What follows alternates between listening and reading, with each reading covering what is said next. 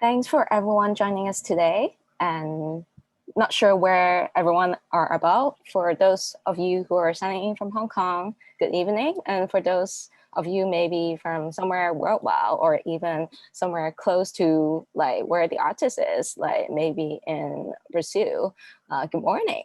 So today we have this spotlight section as part of our public program for our current exhibition, Curtain. So for this current exhibition, we are very honored to have co-created this exhibition with the Rotterdam Museum in Shanghai. And this exhibition is currently on show in Hong Kong at both our venue in Korea Bay and at our second venue at Seoul Housing in Shangwan.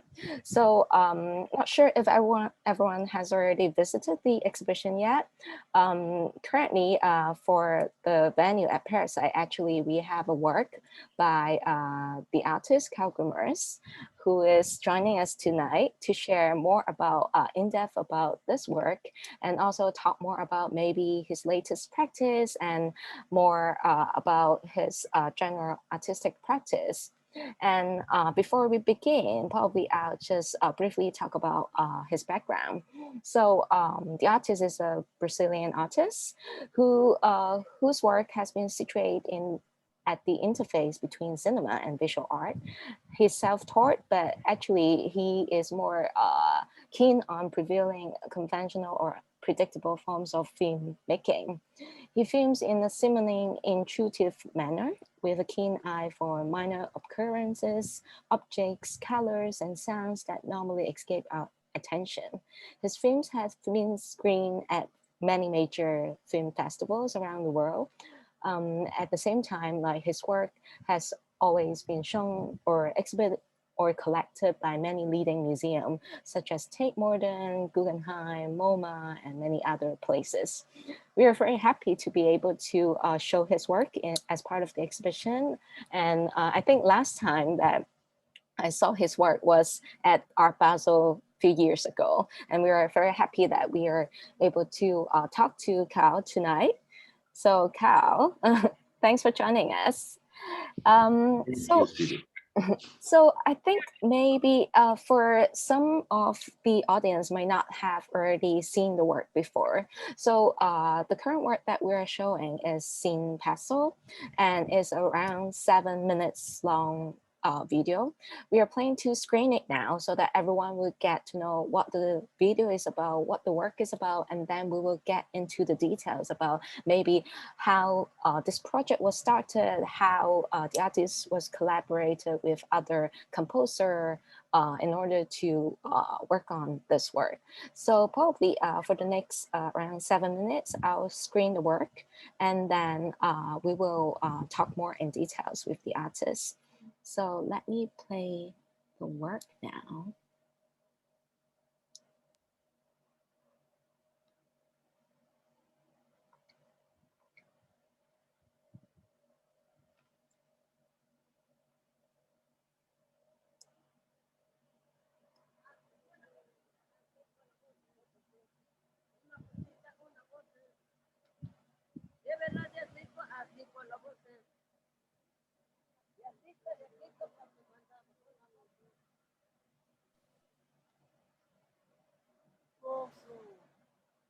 The screen is not complete.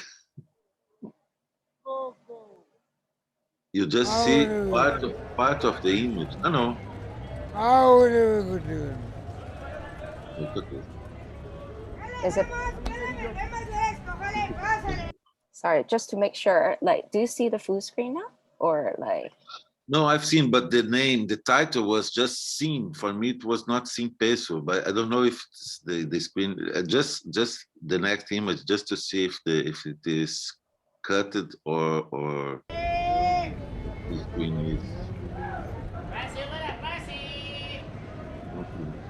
No, I think it's okay.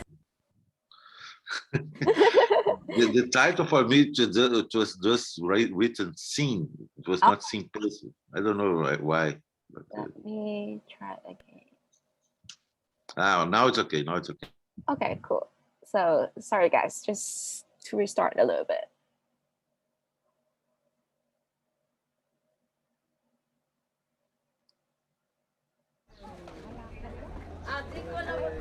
5 la bolsa.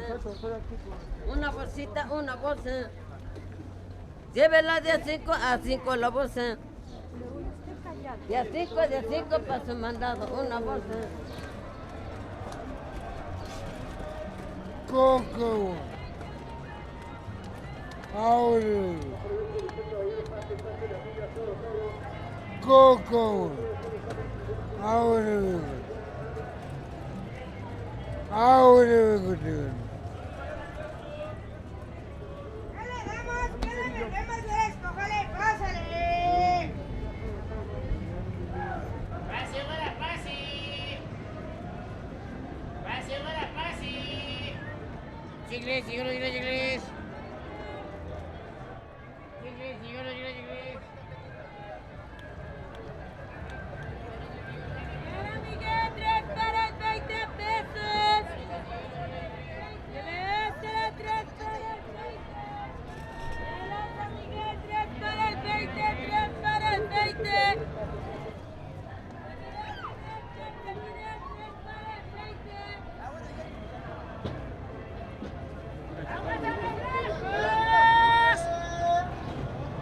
A 10 y a 15 barato le vale por tacopato. A 10 pesos le vale 10 pesos.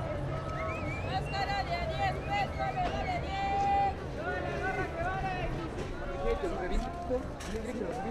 Ay, güey, pinches brazos en la cabeza.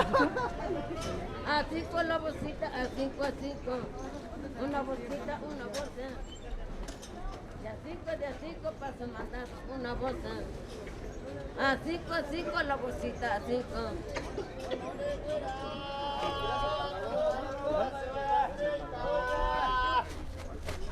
A 30.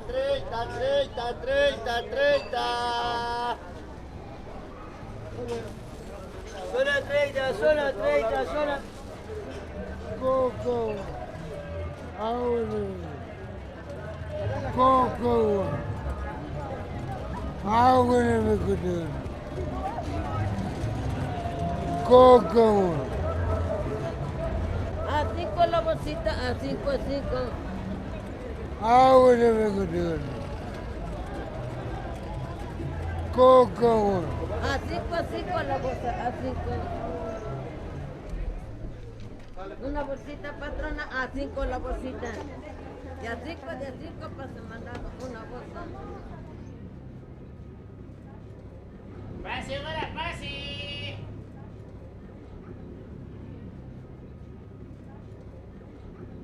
Pase, buena, pase.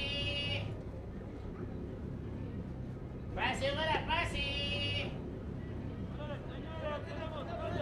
¡Estamos, caballeros!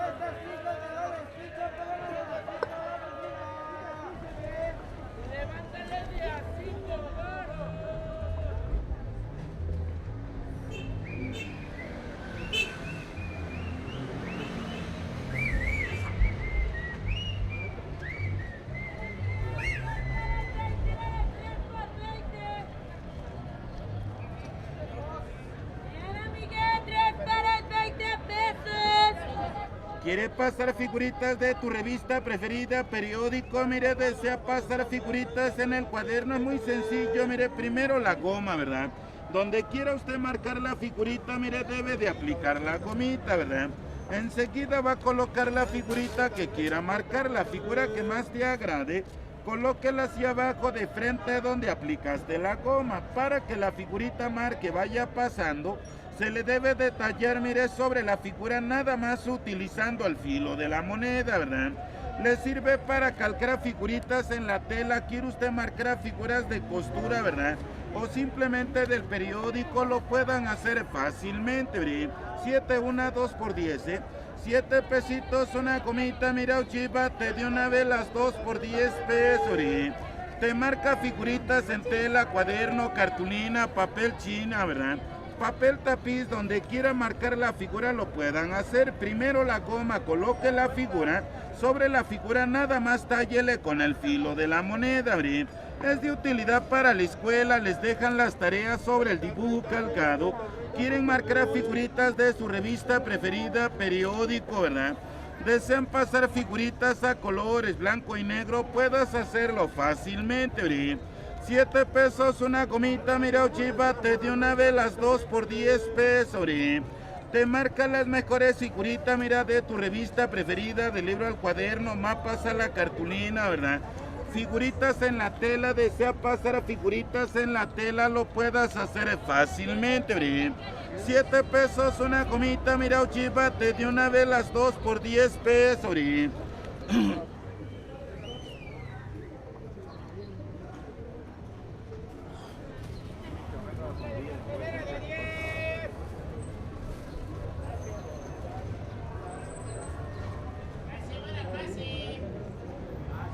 Estreno de A10, mire. Buenos días, amigos revistas, amigos comerciantes.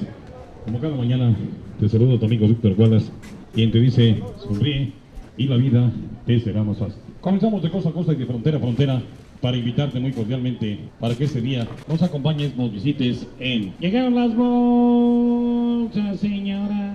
Llegaron, amiga mía, llegaron las bolsas. El más extenso surtido en bolsas. Margarita, qué bonita bolsa. ¿Dónde te la compraste? En la ciudad de las bolsas. Día 10, ¿verdad?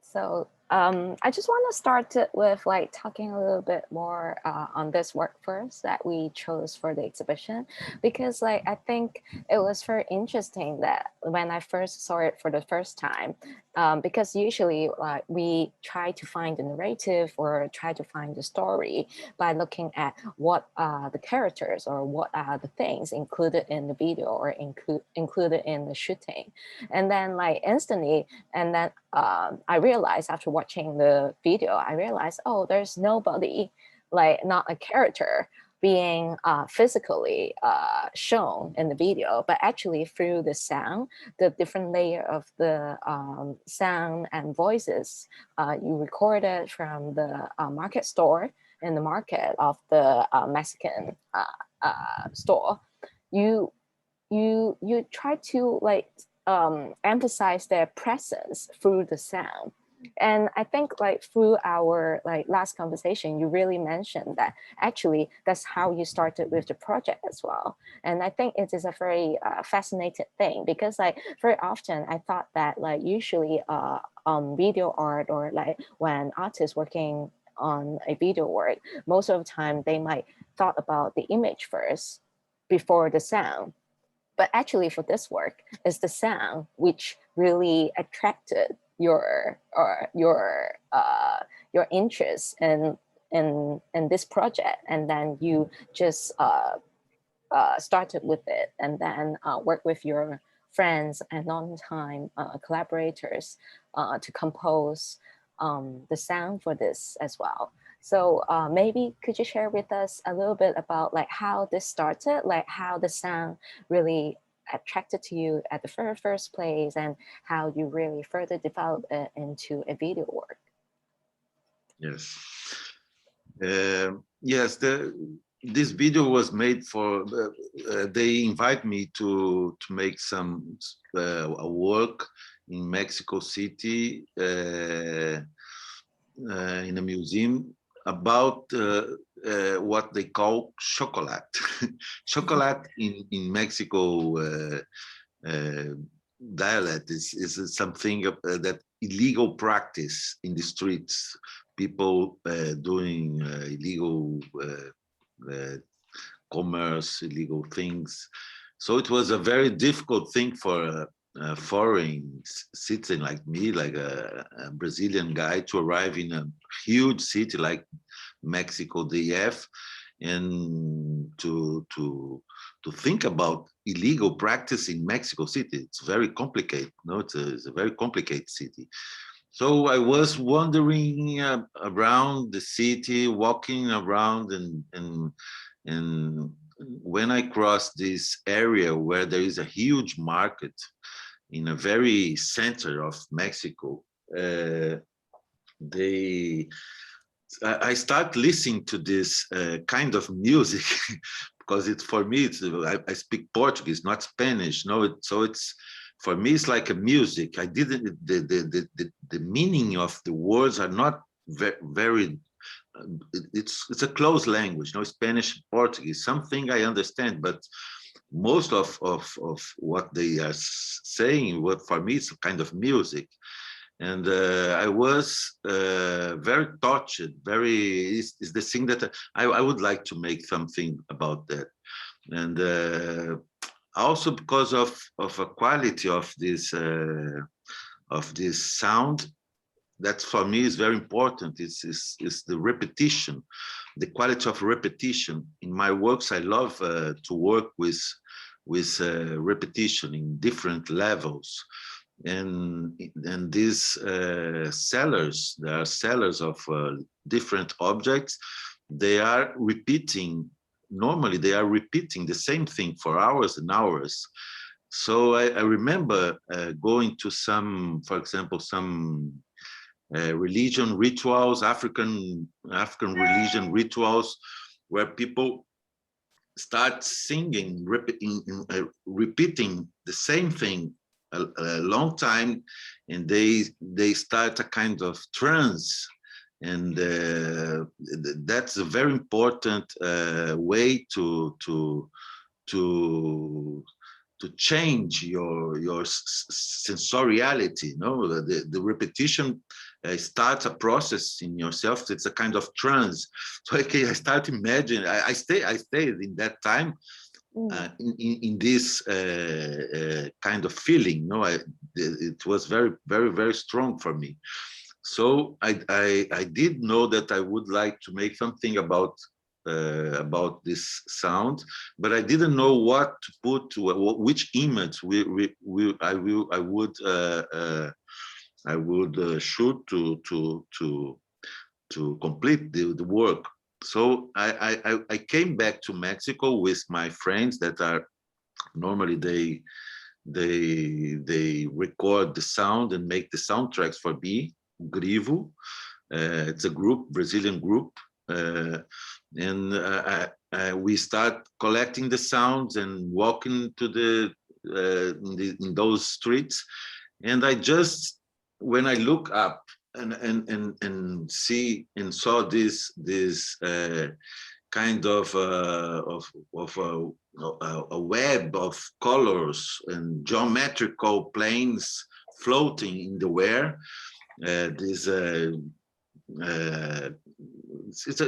It remembered me it was like music, you know, like the same. It was like composing with the sound and composing with colors and forms. And so it was, I have this Super 8 camera and start collecting images, very, very colorful and different forms, and with this blue sky in the background. And it was that the work was just this combination. For me, it's always like that,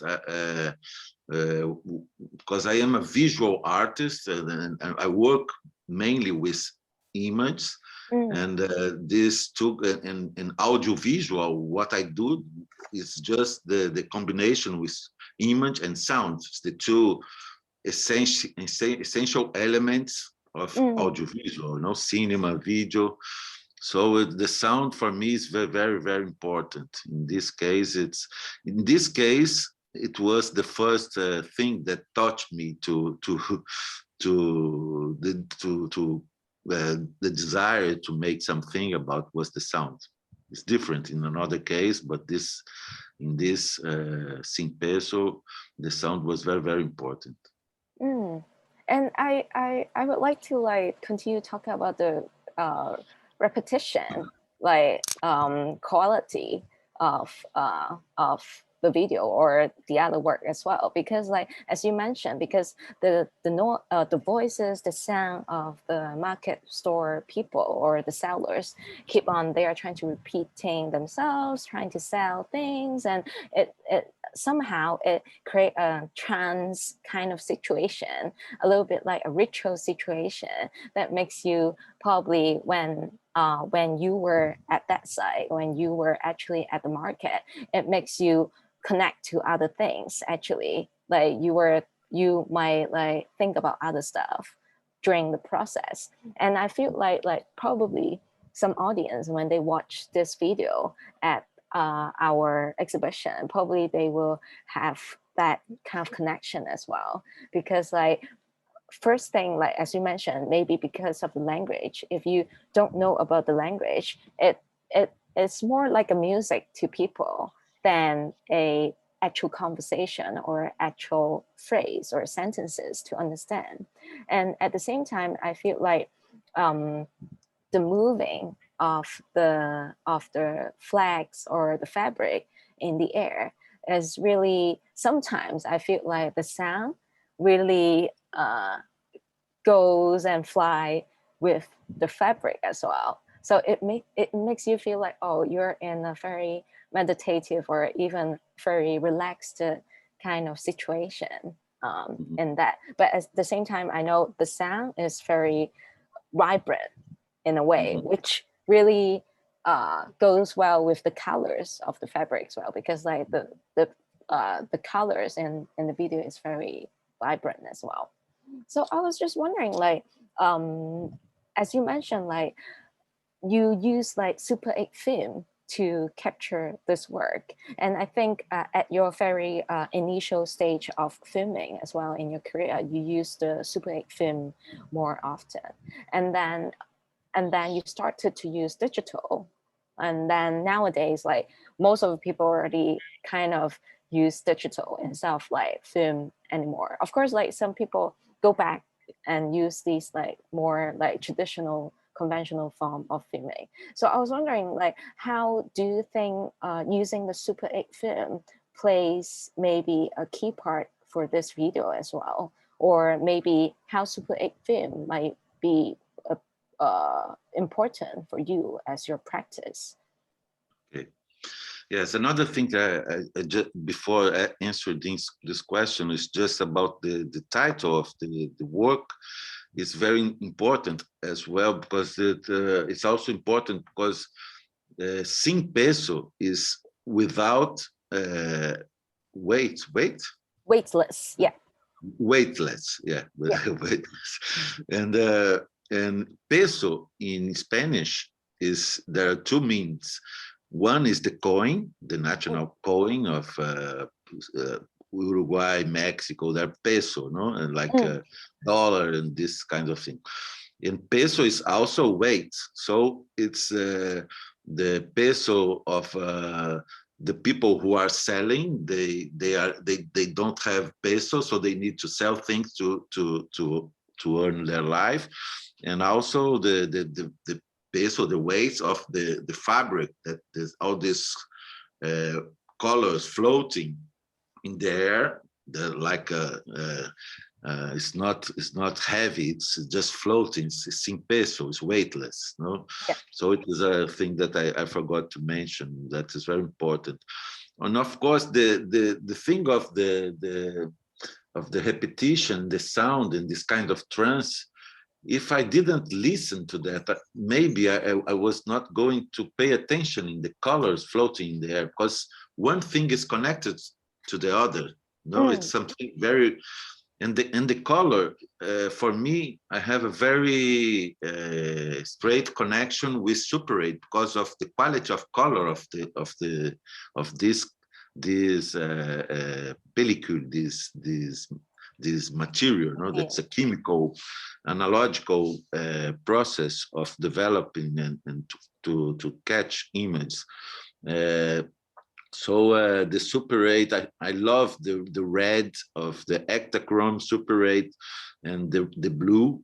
It's I used to film a lot in Super 8, so I did know that the color in Super 8 are very different from digital. And I had in that time both possibilities to film in digital, but in that time it was not good quality. It was DV. It's not even not HDV. It was DV, digital video. It was like I don't know, I don't remember exactly, it was 2007, the video.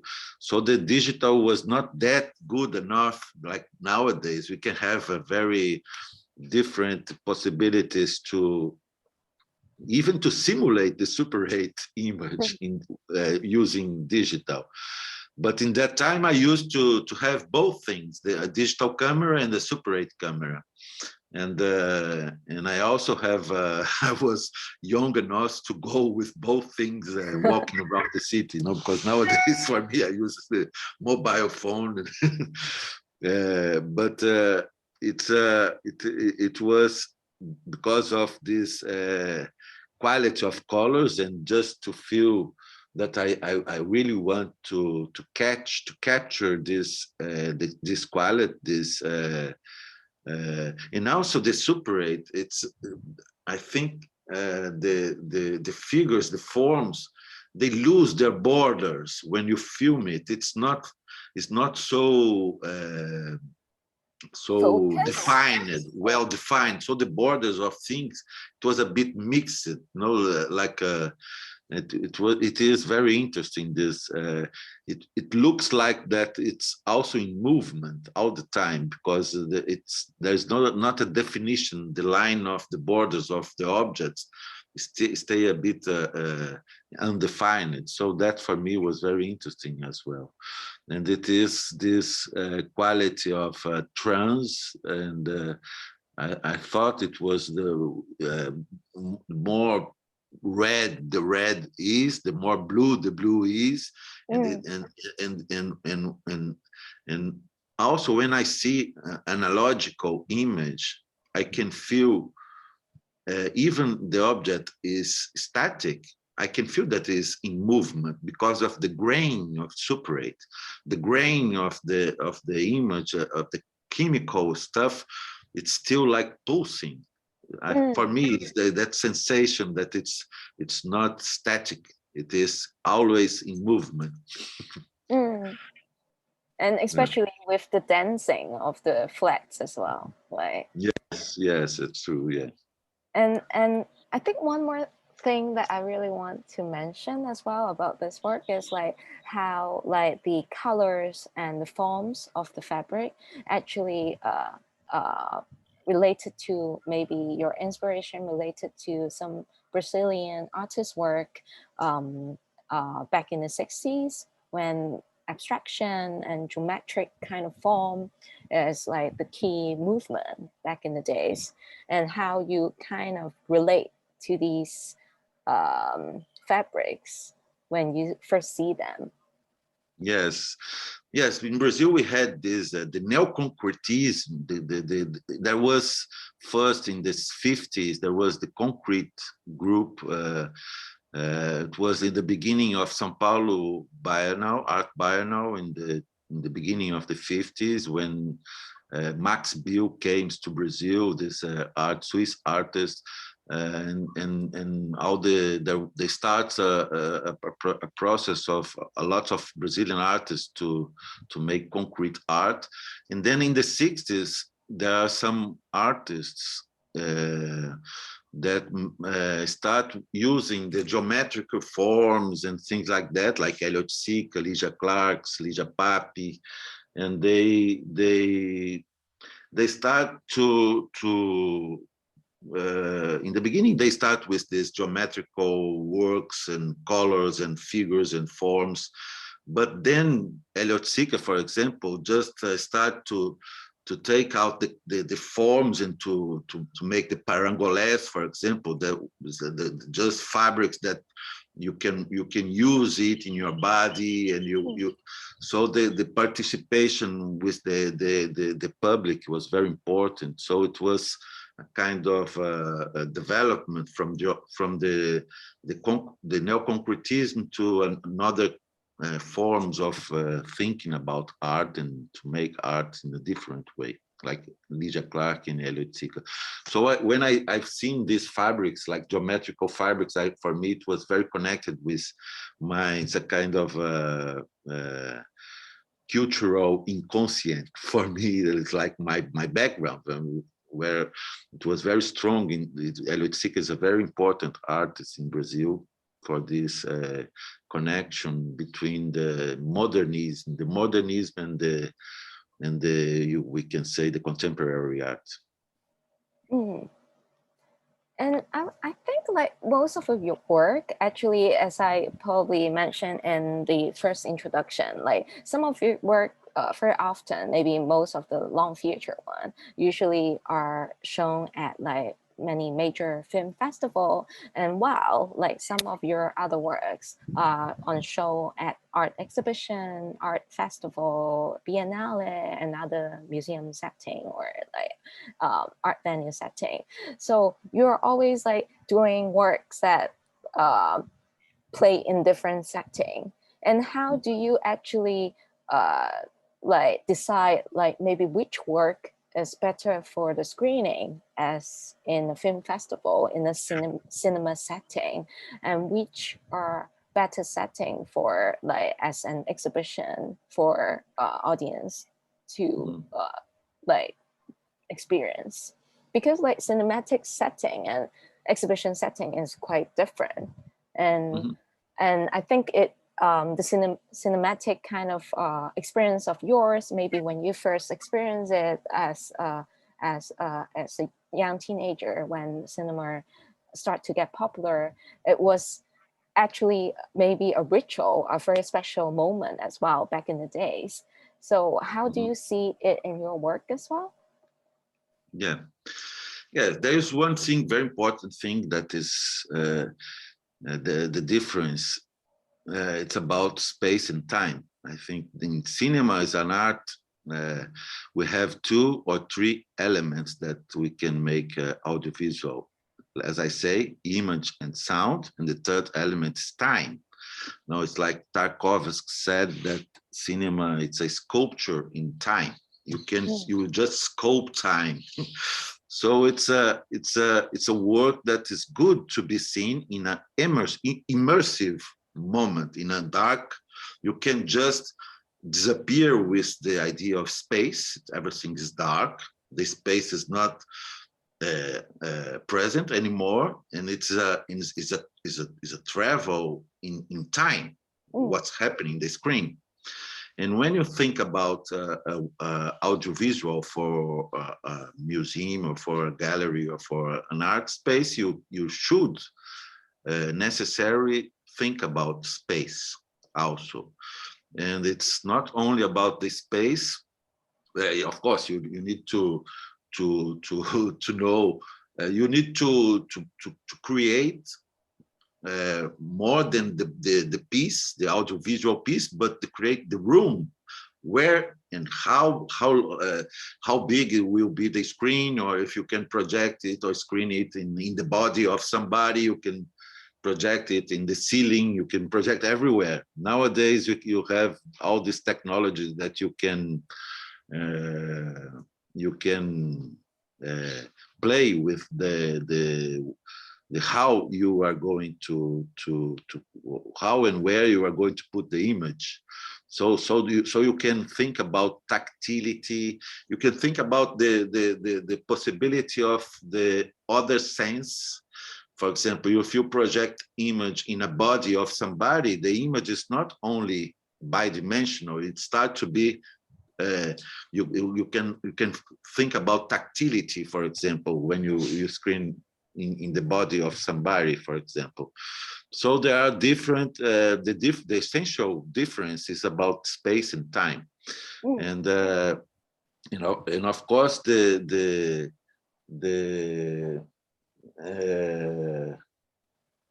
it's not something in the beginning when I start making. I used to be the cinephilie, the film compulsion to see films in my young. I would like to be a filmmaker, but in the 90s. It was very difficult to make films in Brazil in the 80s when I was young. And then when I started making film by myself with the Super 8 and video, when the technology allowed me to make my own films, I was in that moment living in London in the 90s, and by chance I was connected with a lot of art curators that they really liked what I was making, invite me to participate in some exhibitions.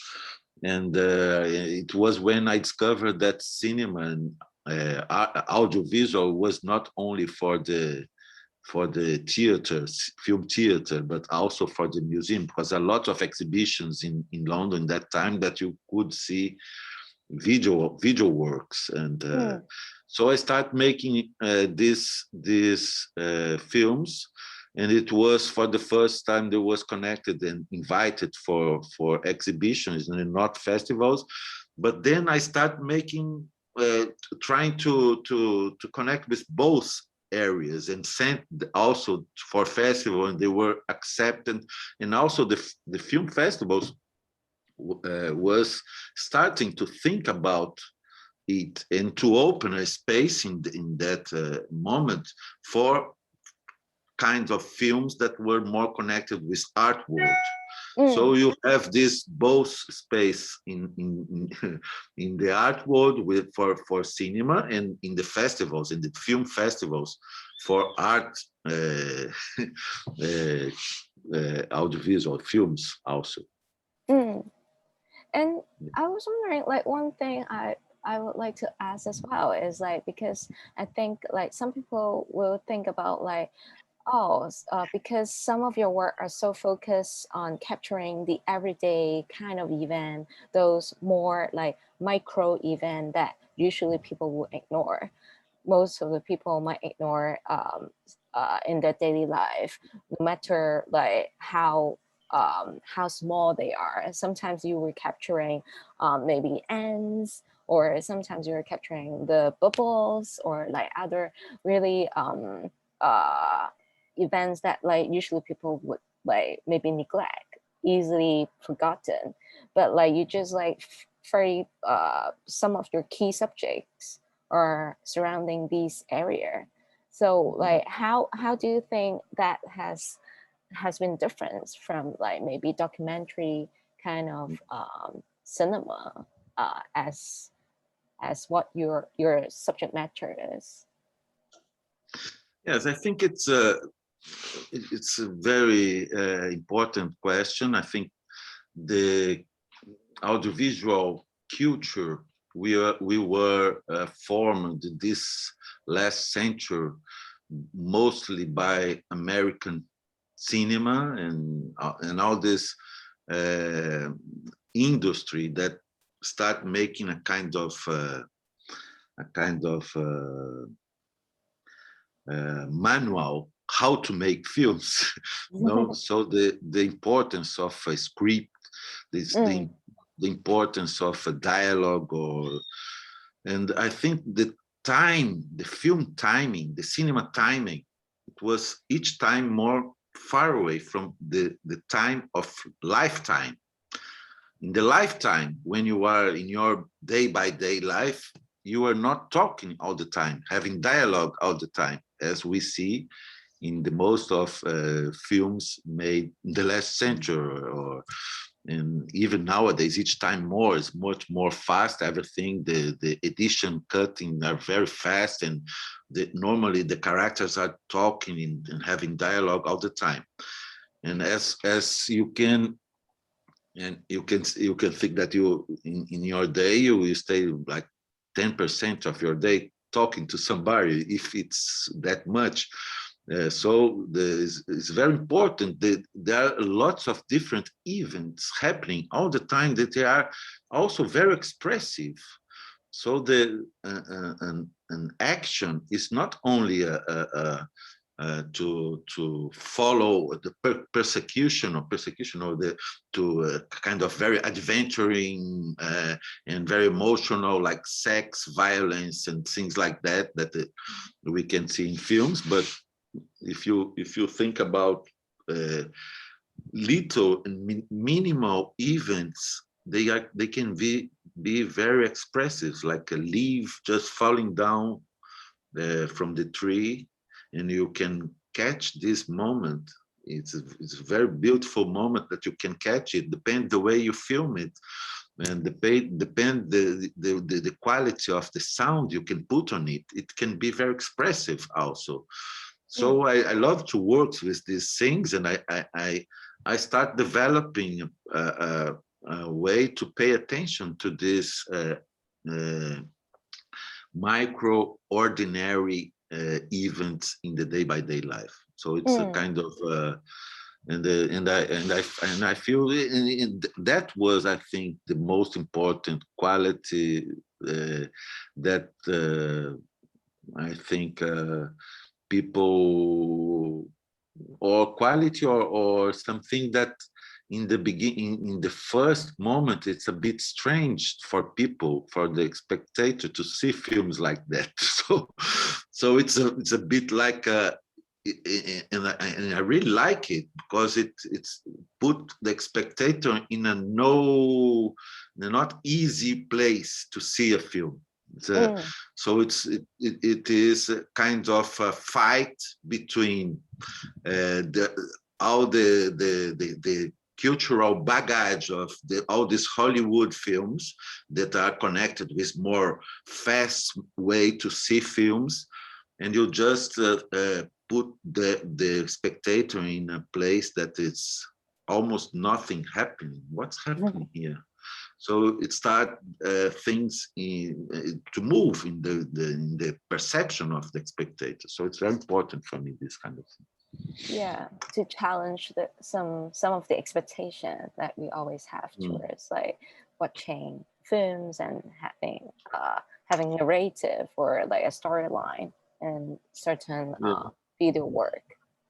And also this there is something that is in a way film industry doesn't accept it that much. So that one of the reasons that my works was more shown in artwork that accept more this kind of experimentation, things like that. No?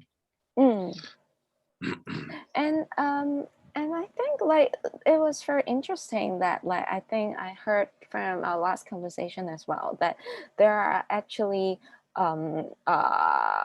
something that you always address in your work, which is the reality, because of like capturing the everyday micro events and capturing those like very quiet moments.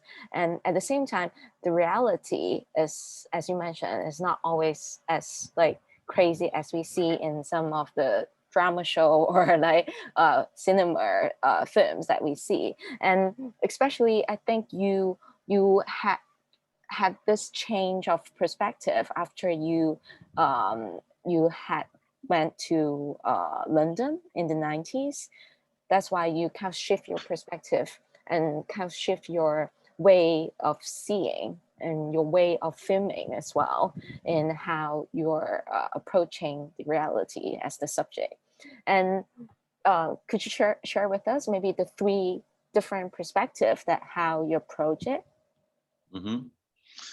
Yes, it's this moment. I think inconsciently, I was always leading with reality in a way, but when I came back from not only going to live in another country that is not my country, when I came back to Brazil, it was much more powerful than when I went to somebody to somewhere else to live, because the contact with my own culture, after you stay 2 years or more out of your place, it's very, very powerful. I think it's very important to see things in different ways.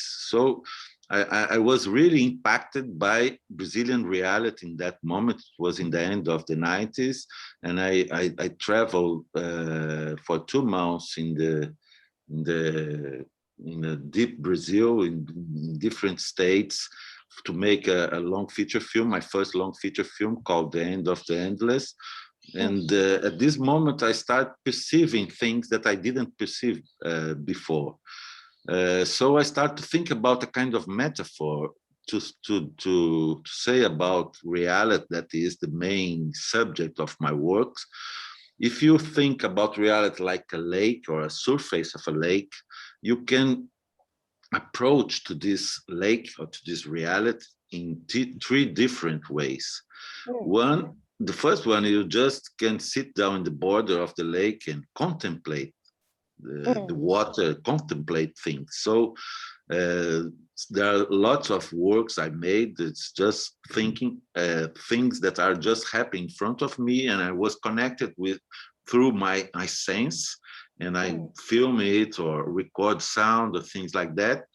And it's more passive way to be in front of the lake, contemplating the lake. The other way is you just can take a stone and throw it in the water in the lake, and I stone like a concept or a proposition, that, or a dispositive that it's going to mix the water, to change things, to change reality, to provoke something in reality. So there are other works that are more propositive works. And the third way is the works is that you can just jump. You can jump yourself into the water. So it's a more immersive way to lead with reality. For example, the long feature films that I was going to live with an eremit in the mountains, and I make The Soul of the Bone is a film about this eremit, or to stay for some days with drifters, walking around the world in the highways. So there are more immersive process to lead with reality. So there is these 3 different forms to lead with.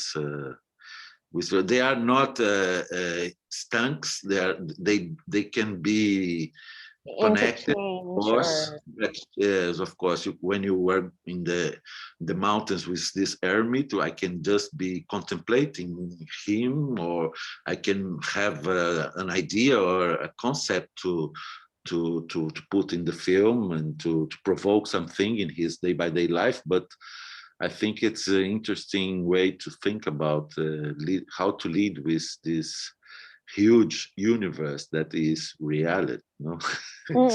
We can say that reality is everything, in a way. Of course, you can just walk on the water, so it can be fiction, science fiction. And it can be a ritual as well, a religious act as well, like when Jesus walked on the Yes, river. it's true.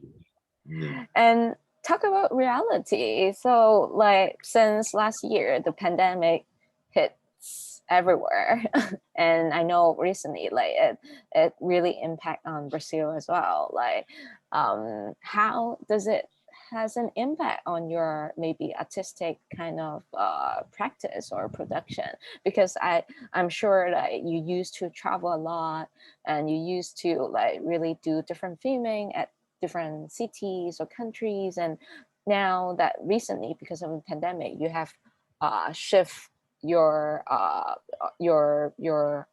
where you usually stay as well, moving to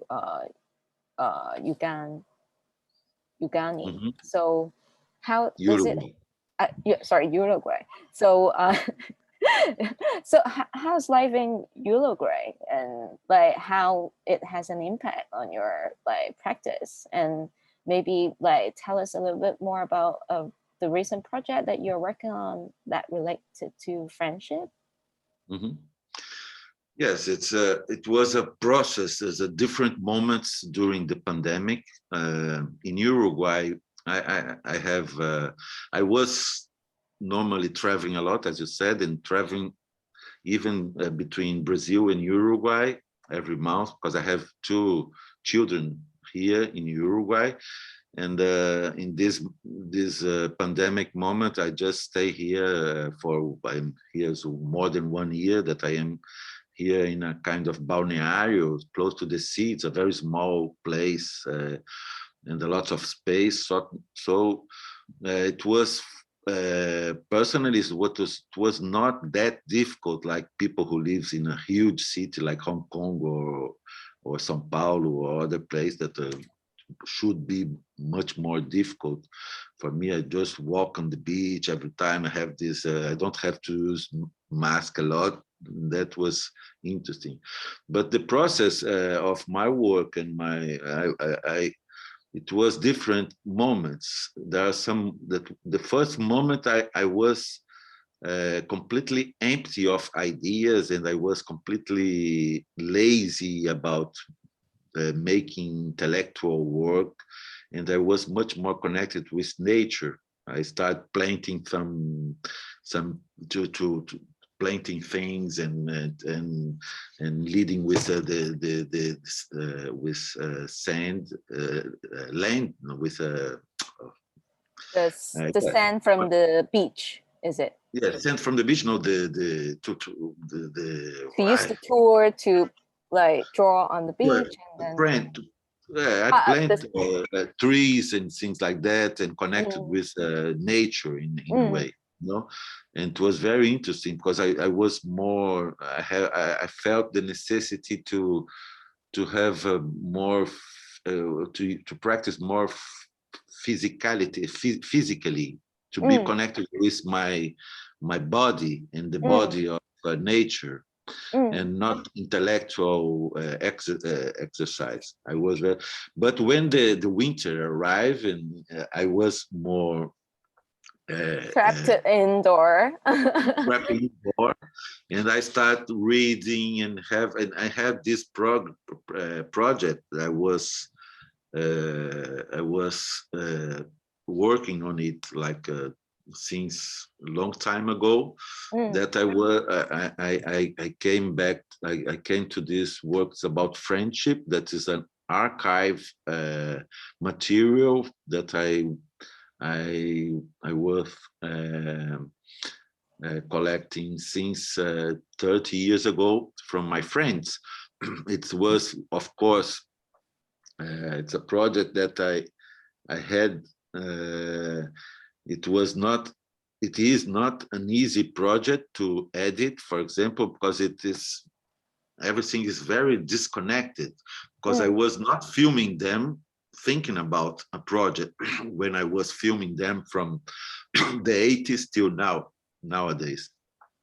So it has lots of different materials you can feel in the project, since the Super 8 analogical photographs and 16 millimeters and VHS and till mobile image and all this zoom stuff and the computer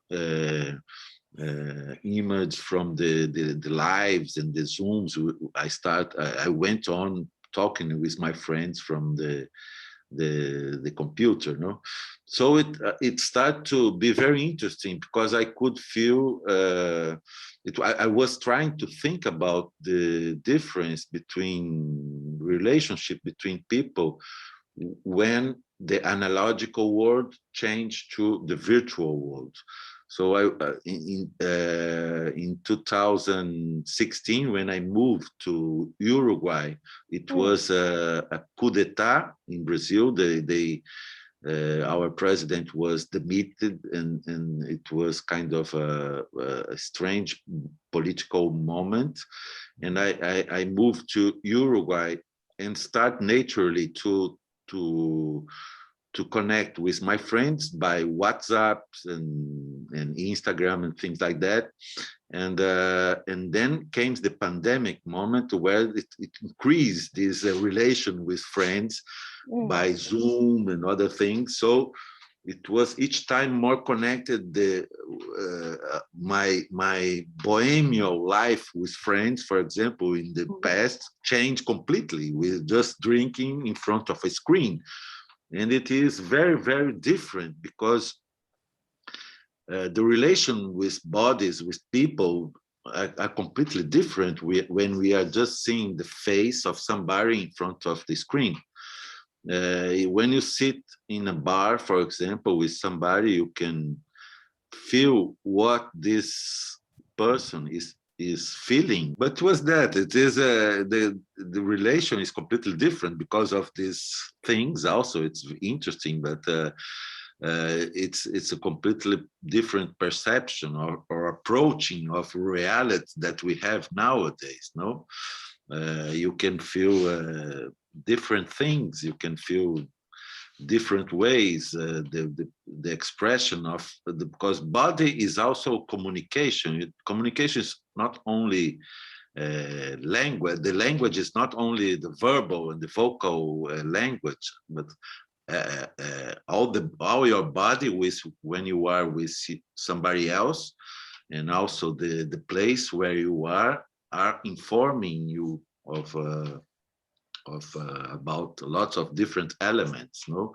so I'm trying to think about that in this film, and the changing of a relationship between people from 30 years, that what's going to change, and also the position of the relation between somebody who my form to film my friends change also, and also the way people accept to be filmed change also. So it's a completely different moment from the 80s when I start filming these people to nowadays that people are filming themselves all the time. So and it's a different position. You put your body in a different ways in front of a camera. So it's a film about that. But it's a very difficult because of course I need to. It's a kind of essay film, where I can. I guess it would be a very long feature film as well. Yes, maybe, and it's difficult to connect things. No, of course you can go with a character, but if you put a lot of different characters, it's very confused. So it's better to take only few frames, the main characters of the film, and to go on with this character, with the changing of this character during this time. So it's more powerful, I think. And how are your friends' reaction to it, knowing that maybe they will be a major character in this film? Oh, yes, there is some of them more expressive. Yeah, of course. No, there are some very, very good friends that I didn't use to film them, that because it was like normal events, like we travel together and then some image we make, or there's a party in some place, or some rituals we used to do together. So there are some friends that have a lot of material, others don't have this lot of, so there is kind of and some of them are very selection process. Some of them are very shy. The others are more they want to be shown, but they don't have a lot. So there is this, but I don't mind. Like, yes, it's a process. It's a very personal movie, film. Of course, I have already one film that is also a very personal film that's called Otto, which it is the name of my son.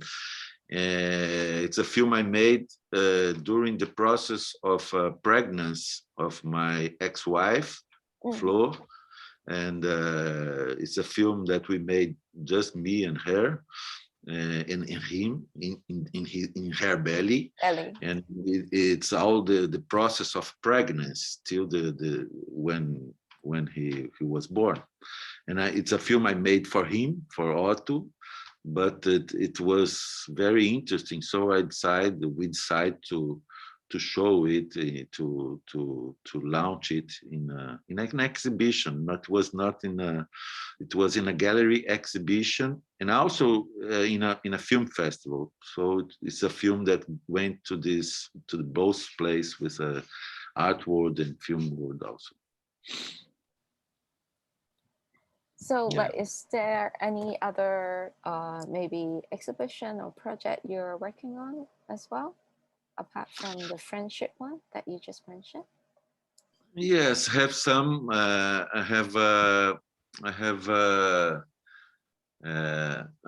film that I don't know exactly what this kind of what it will be, but I have this prize to make a film. There's some money from the Brazilian government to make because of another fiction film we've made. In Brazil, we have this kind of prize for films that are very well succeeded in international festivals. And because of that, they give you money to make another film. And I send a project, but I don't know exactly which project will be this one. But it's connected with the people who lives in the sertão. It's a place in Brazil. It's very important geographical place, connected with a very important literary book. The main book wrote in Brazil by Guimarães Rosa, Grande Sertão Veredas, where he talked about the people who lives in the sertão, the sertanejo. They're very interesting and very clever and sage. What's the name of people who know a lot? It's a very sage. Intellectual? Not intellectual, but it's a kind of people who are very intelligent because of his life, not because of reading a lot. It's a more sábios. Through their life experience. Yes.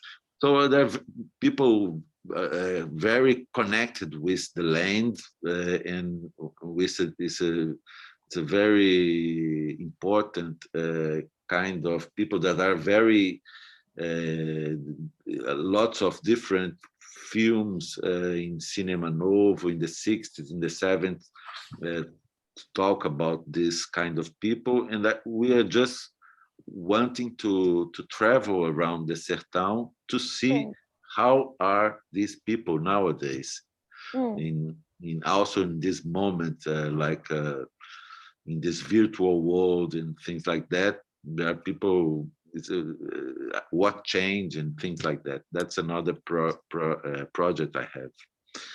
And I have a lot of different things I'm making, but it's not that important. So I'm gonna like ask again the audiences or participants who join us for tonight, see if they have any maybe questions or comments they wanted to share for tonight's conversation with Cao. Samson, Zikin, and Tom Fujita, she say. Our, but I cannot see them. Yeah, usually like on Zoom, like usually people are more, I guess, like shy in like in terms of like instead of Yes. like physical. At least you are here, no? Because that's another very strange thing. Sometimes they put me talking to myself and only with names in the screen. So it's very, very, it's very, very perverse to talk with myself. Yeah. Here, Steve. I'm sure like we have been experiencing so many bizarre kind of like situations since the pandemic, and I guess like we all hope that in reality and in person, hopefully we will be able to meet like really soon in Hong Kong or in Brazil or in other parts of the world. Yes, So, hopefully, yeah. yeah. So probably it's already almost past an hour now, like since our beginning of the conversation. I guess like I think everyone has already learned a lot about like your process of like making the project, the work in pencil, and also your process of working towards filming or like making video art for exhibition and your current project as well. So hopefully we'll be able to really see the new long feature film about the friendship, about meeting, how meeting or like reality has changed from like meeting in person to meeting in virtually. And hopefully we will really get to see you in Hong Kong later. Hopefully, yes. Thank you very much. Thank you for your sharing tonight, and thanks for everyone else joining us tonight. So as I mentioned before as well, we have another public program this Thursday with another 3 artists as well. So stay tuned and join us again for the next session. And thanks again, Cao, for your sharing tonight. Thank you. It was a pleasure. Yeah, thank you. Thank you all. Hope to see you someday. Yes. Personally, at least your image. Thank you, Bye. everyone. Bye-bye.